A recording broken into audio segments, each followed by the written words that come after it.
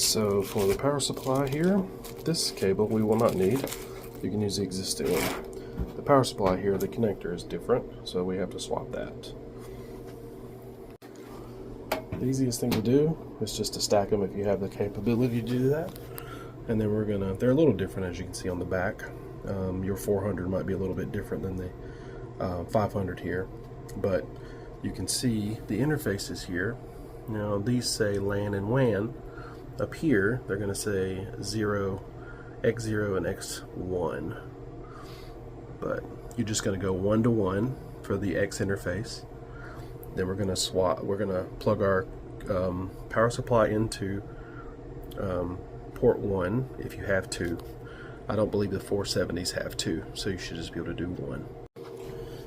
Now, as I was saying, this connector is different for your 470s. Richard, your 500 is what you're looking at here. This is a 500 to 570 swap. So what I'm going to do is I'm just going to trace this power cable back to the brick, which is right here, and we can pull that cable. We can reuse that, so you don't have to trace it all the way back to the power source. So after we swap our cables, we're going to swap this power brick, and then we'll go from there. Okay, now that I've swapped everything here, I just swapped X0 to X1. Some of your firewalls have another interface, and again, you just match it X to X. The one on the top is booting, and we're going to wait until that orange light goes off. We should start to see activity on these as well as it powers on. We'll come back to that in a second.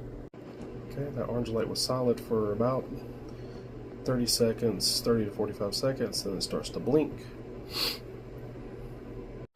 And that orange light blinked for about another 15, 20, 30 seconds, and then our interface light starts to blink with activity.